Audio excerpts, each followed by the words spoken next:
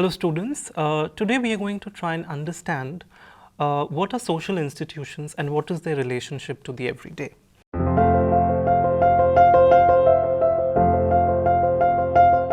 And we are going to try and understand a new way of looking at the relationship between the social institutions and everyday life, where you have the emergence of a subfield in sociology called the sociology of everyday life, and it is also termed as the third sociology.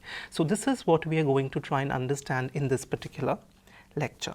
Now, a glance through a recent set of studies that have taken place within the discipline of sociology will show up very interesting titles and topics of sociological interest, such as love, intimacy, friendship, eating out, pop music, shopping, sex, fashion, anxiety, risk, distrust, singlehood, health, fitness, taxi riding, and so on and so forth, right?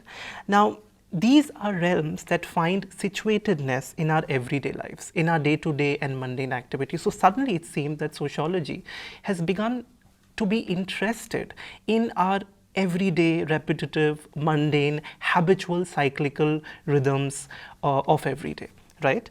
And this has been labeled the third sociology, or the sociology of everyday life, and it has led to a focus on the micro world.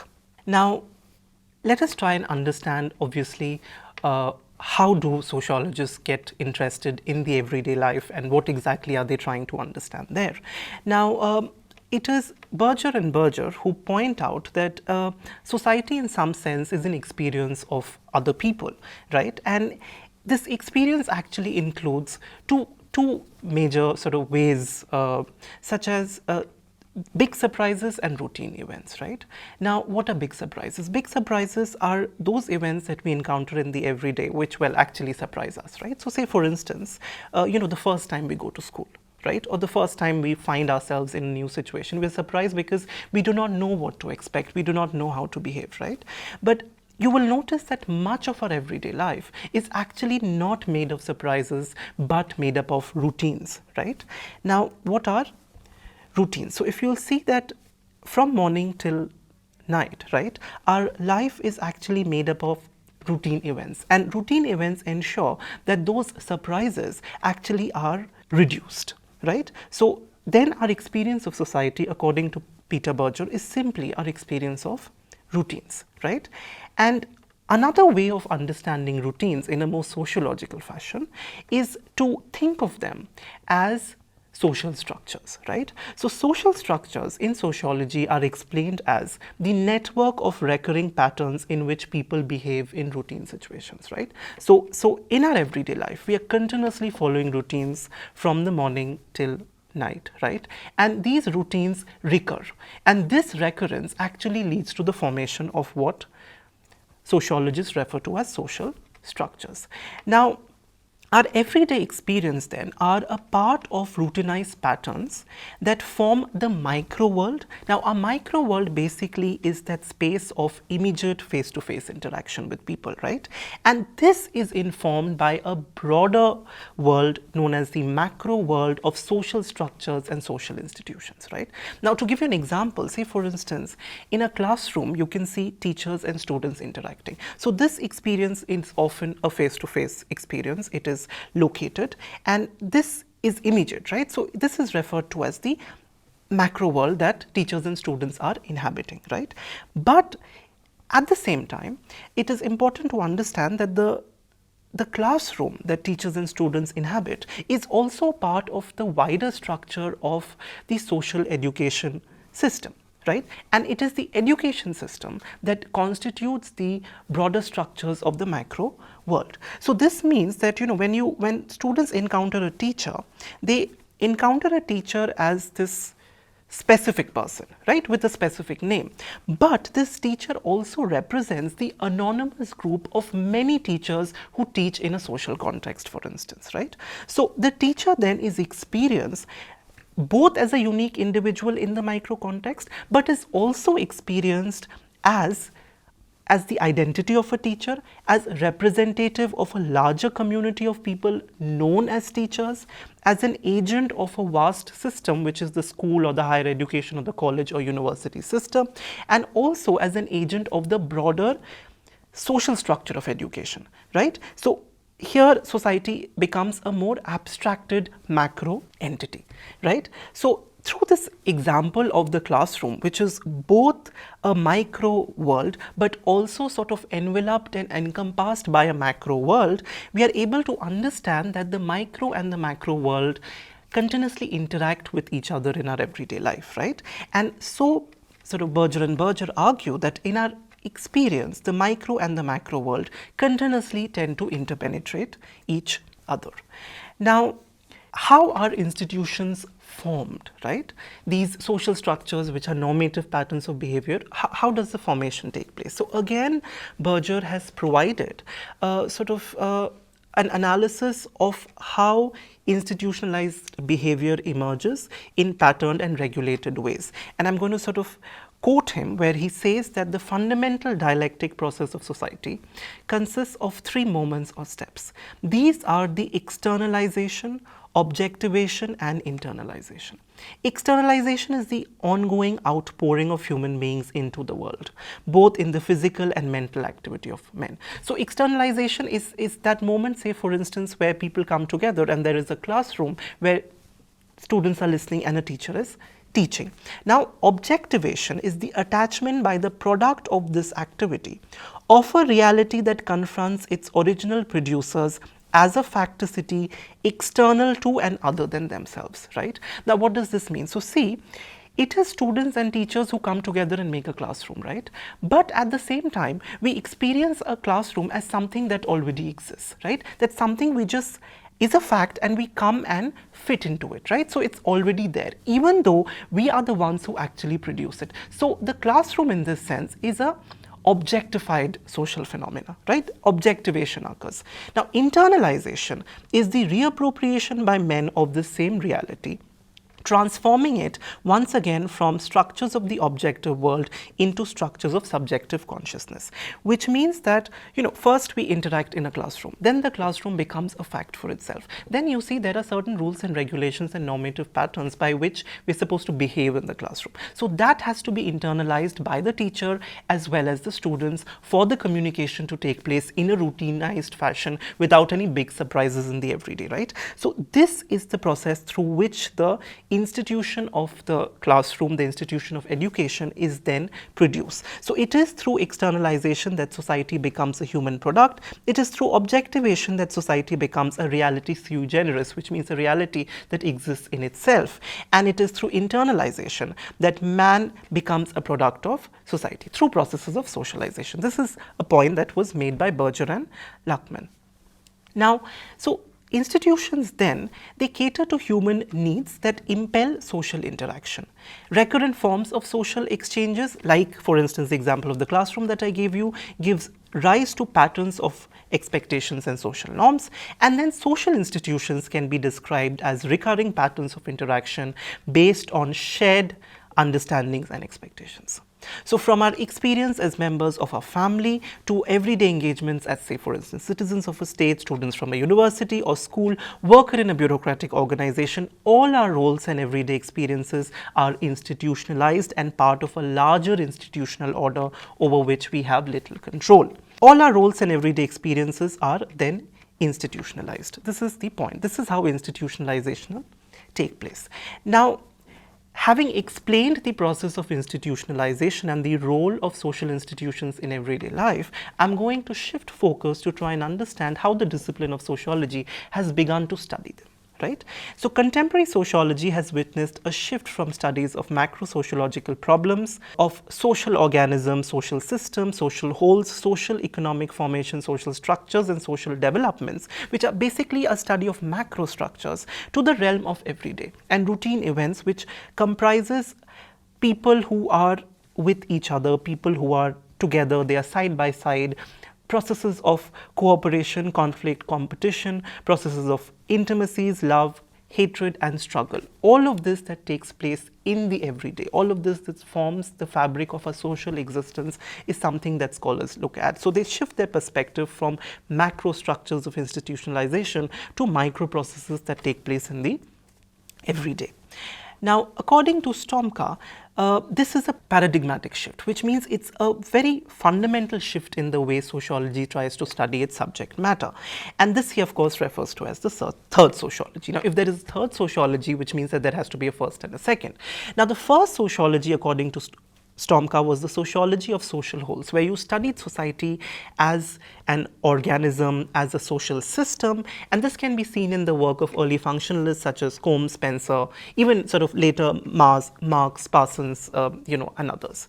The second sociology is actually a sociology which sort of follows, sort of the kind of work that Max Weber did. He's a classical sociologist, and here, instead of looking at, broader structure and systems, you try and understand human behavior, action, and their subatomic parts, which are basically meanings. How, sort of action is always made up of meanings that are directed towards other people in a particular context. So, this was studied by Weber and later by, important sociologists like Mead, Levi-Strauss, and others, right? So you had the first sociology and the second sociology. The first sociology looking at broader micro structures, and the second sociology looking at meanings and behavior, right? So the third sociology then is the sociology of social existence that takes social events as objects of inquiry, social events in the everyday, human action in collective contacts, constrained by agential endowments of the participants, which means that, we act on the basis of agency, but this agency also is not completely unbridled, because at the same time we are subject to certain kind of structural and cultural constraints by the broader macro institutions, right? So it's a kind of a tussle between sort of individual agency as well as the role of social structures, and it rejects what sort of Stomka says is the reductive attitude in both the first and the second sociology. Because in the first sociology, what happens is that, you tend to think that the abstract social institutions are more important and they determine everything. And in the second sociology, you are continuously sort of trying to emphasize on the, inside of the real life of human beings through micro abstraction. So you create a kind of binary, and the third sociology in some sense tries to sort of transcend this binary, and it transcends this binary in sort of Stomka's own words, where this study then means it occurs at the level between structures and actions, where the constraints of structures and the dynamics of action produce the real, experienced and observable social events, the social individual practice making of everyday life. So what we are actually doing in our everyday life becomes the focus of description and analysis for the sociologists who are trying to study societies in the third way. Now, this departs from major illusions of the common sense. The first is this egoistical belief that, all individuals are autonomous and we decide our futures and we decide how we will interact and, how we will reproduce society. And the other is that resigned belief that actually individuals have no agency and everything depends on social structures, and we are like sort of, simply following the larger rules and regulations without having any agency whatsoever. So these two illusions are actually shattered by the third sociology, which tries to understand the synthetic and dynamic model of social existence and social becoming, which of course calls for an analysis, a detailed analysis of everyday life. Now, why did this interest in everyday life emerge? So there are three tendencies that sort of shifted this focus to everyday life. The first is the critique of functionalism. Now, as I was telling you that in case of the first sociology, the dominant paradigm was of course functionalist, where you saw the system as a, sort of made up of parts and parts performing specific functions. So the entire society was seen in systemic terms. Now, this began to be critiqued for various reasons, and that led to a subjective turn towards study of social actions. It also sort of looked the focus then became a little macro, where sort of say scholars within the symbolic interactionist school, they tried to understand how social actors create social institutions and social systems, rather than they being created by them, that they are active participants in this creation. The cultural turn during this period also sort of shifted interest towards the subtle underlying web of meanings, roles, values, norms, and regulations that inform human conduct. These tendencies were reflected in the writing of schools of sociological thought, such as the interactionists, symbolic interactionists, the ethnomethodologists, and the phenomenological thinkers, right? So once the dominant paradigm of functionalism was challenged, right, then suddenly the focus shifted to more microprocesses, and it was only a matter of time that everyday life became of great interest. Another very important sort of theoretical tendency that you see towards the later part of the 20th century is the emergence of postmodernism. Now, postmodernism was a radical challenge to grand narratives, and this attempt to explain everything by one theory, right? So it concentrated on sort of neglected aspects of society, such as fragmentation, that society may not always be systematic. There is fragmentation, there is randomness, there is chaos, there is contingency, risks and phenomena may be ephemeral, spontaneous, capricious, right? And they are not always rational. They can also be emotional, bodily, self-reflexive, and of course, driven by globalization processes. So the focus then was not on social wholes, but on the fragmented character of societies, identities, collectivities, right? So again, this led to the focus on everyday, because it is in the everyday life that you can actually see this randomness, this fragmentation, this ephemerality of social interactions.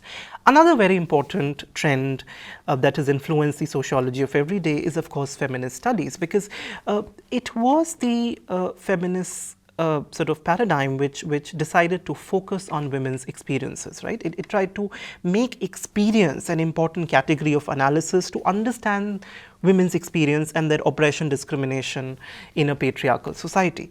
Now, so say for instance, that very popular maxim of radical feminists, which is that the personal is political, is sort of paves the way for certain kinds of studies of the everyday within sort of structures of family, workplace, intimate relationships, and bodily experience to critique patriarchy. So these three tendencies have actually been very important in bringing forth the third sociology, as it were.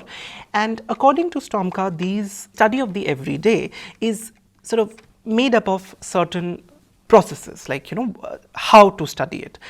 So it entails the study of both the sacred and the profane, study of both the common and the elite, study of both private and public realms, study of both biological and social beings, and study of both physical and virtual contexts. Now, what does it mean? So now everyday life, it looks at sort of our everyday rituals, right? So it will look at magical, religious, solemn, ceremonial practice as part of everyday routines, right? So it is not that sociology was not interested in sort of, sacred phenomena, etc., but there is a new way in which you look at it, where you foreground the everydayness of these activities. So you're not simply interested in profane routine activities, but you're also interested in sacred activities in the everyday. So there is a concentration on studies of ceremonial activities like marriage, congregation in church, lunch at work, what one watches on TV, where does one go shopping, etc. So basically, then in the everyday, you're studying routines and habits that are taken for granted, that are cyclical and rhythmic.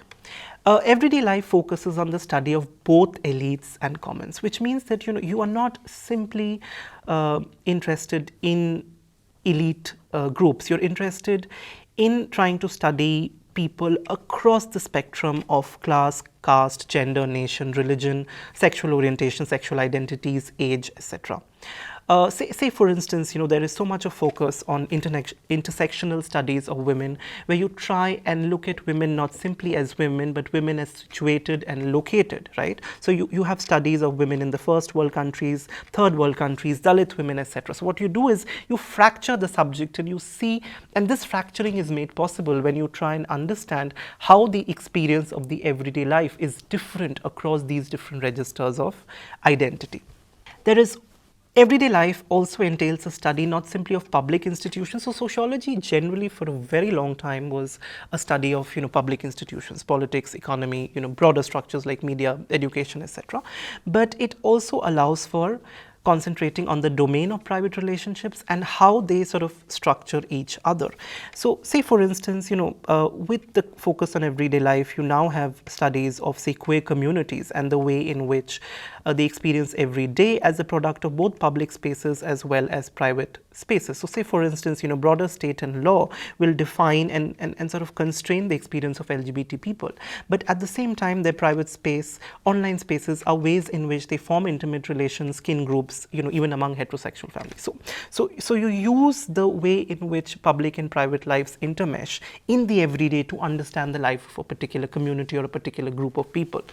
Now, everyday life also focuses both on the social being and the biological being. So for a very long time, sociology sort of was more interested in individuals without taking into account the fact that individuals are embodied, that there is, whenever we interact, we are always interacting in embodied ways. Of course, we don't do that in the virtual world, but in virtual world also there are different forms of embodiment that we take. So everyday life studies actually focus on embodiment, right? So they try to bring the human body into focus and how bodies get impacted and influenced in the everyday.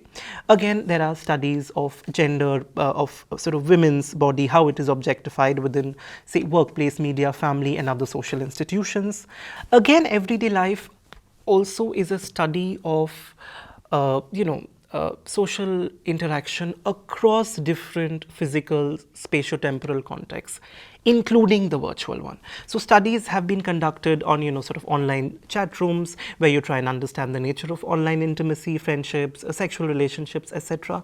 And say for instance, again, the pandemic has created new ways in which we have begun to interact and use the internet, say for instance, for education. So the everyday life will be interested in how these changes are being affected in the everyday, how the notion of the classroom as a physical space is shifting to the classroom as, an online space, and what is the difference. So say one major difference is, if earlier the classroom was always had more people, today the access to a classroom is more isolated, for instance, right? So that's one way, and because one is looking at different contexts, which means that there's an explosion of topics that one can study. So studying the culture of memes, people's physically distanced politics, or finding patterns of social currents that would otherwise not have been possible, become a part of the analysis of the everyday. Now, what are some of the concepts that are used in the studying of the everyday? So these include an acknowledgement of the specific number of participants, the immediate situation, the broader social context, the locale, and certain other complex configurations. Now, you must understand that in the everyday, each event will have a set of participants, right? Because you cannot have society with just one individual. So there are always a number of participants, and they interact with each other in specific roles, which to some extent are provided by the social institutions that inform and structure, the everyday, or you can say the macro worlds that structure the micro worlds. So here, for instance, Zimmel has argued that a specific number of participants is necessary to understanding the character of events and the context of exchanges and interaction that take place. Social events occur in some immediate situations, so they are temporally located, and in order to then understand this, it is important to take stock of the presence or absence of bystanders, witnesses. So you not only have a set of participants for a social event, but there are also people who witness events, and it's important to notice what they are doing in the everyday, right? So say for instance, you have a car accident, right? And you're trying to understand sort of traffic rules and car accident. So you can't simply focus on the drivers, right, whose cars sort of collided, but you have to look at how other individuals behave, how it leads to a certain kind of crowding, who are the people who come rushing in, and what happens, right? So the study of the everyday life is actually about what happens in the everyday, in the way in which social events take place. Then at the same time, it is important to understand that even in the everyday, when these social events are taking place, which includes participants and bystanders and witnesses, you also have a wider context in which the event occurs and which allows you to make sense of the event in a particular way. Because it's important to understand that individuals behave differently in different contexts. So for example, you will see that you speak in a particular language, in a particular way at home, generally your mother tongue. But say when you are in a more formal institution of school or a workplace, you change the way in which you speak, or you change the way in which you present yourself, right? The way in you conduct your sort of stylized performances in these contexts. So often what happens is that the sociology of everyday life is interested in these changes, and it then tries to understand what is referred to as the rites of passage in various social institutions. So say for instance, when a lecturer closes the notebook, right, or starts rubbing the blackboard, that the classroom is coming to an end, right? Or say for instance, the moment a waiter comes in and furnishes the sort of the check to you, so that your time here is over, you need to pay and sort of leave. So I think these are examples of how the social event are informed by these broader ideas and wider context which sort of affect our behavior in these smaller everyday events, right? Social events, of course, occur in certain locales. Now, and also you see, we have begun to expect certain, normative patterns of behavior in these locales. So say for instance, typical locations may be in a library or in a hospital or in a church or at home, etc. And there are routine ways in which we behave. So when you go to a library, you're supposed to stay silent and read. When you're at a hospital, there is a particular way in which you behave. You submit your body to this array of doctors and nurses, and you listen to what they say without questioning too much. Again, when you go to a church, you pray. So there is a routinization of what kind of behavior is expected in what kind of locales, and sociology is interested in trying to understand this at the level of the everyday. Social events also sort of exude more complex configurations. Now, what does this mean? Now, it means that not only that different individuals in different roles perform together in a coordinated manner. For instance, like if you look at sort of marriage and funeral, etc., you will see that this social arrangement requires some amount of planning and careful execution. So where people will come, there will be witnesses, there will be bystanders. Then you have to carefully sort of plan it, anticipate what may happen, and then execute the plan, right? So this not only includes ceremonies like marriage and funeral, but it can simply be how you complete your education, how you write a book or do other projects. So social events then depend on symbolic gestures and precise scenarios with a focus on social rituals. Social rituals are found everywhere. So social rituals are there in religious institutions, in political institutions and the state, within our family, within the workplace, etc. We are continuously behaving in a ritual-like, routinized fashion in the everyday, right? So this is something that the sociologists who try to study everyday focus on, these aspects of the everyday. Now, to conclude, I would want to say that sociology of everyday is actually not really a new field of sociology. It's not that sociology was not studying the everyday, but it's just a matter of re-emphasis and a way of focusing on certain things to the exclusion of others. So it is a new perspective to look at the same phenomena that allows us to see without necessarily replacing, the other perspectives that are there in some sense.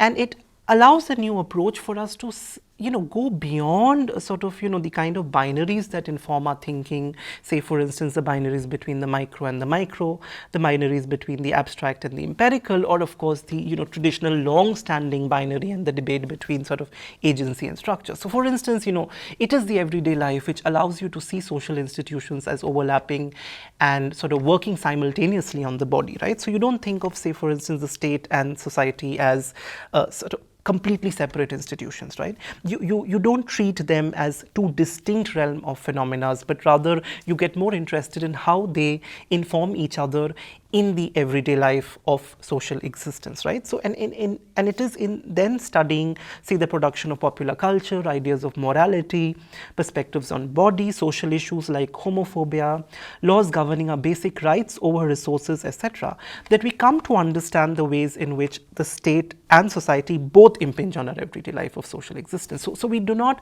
try to study social phenomena in either or terms, but we try and understand how phenomena is a cumulative of structures and routines of behavior and habits and cyclical rhythms in the everyday in which our life occurs. So thank you.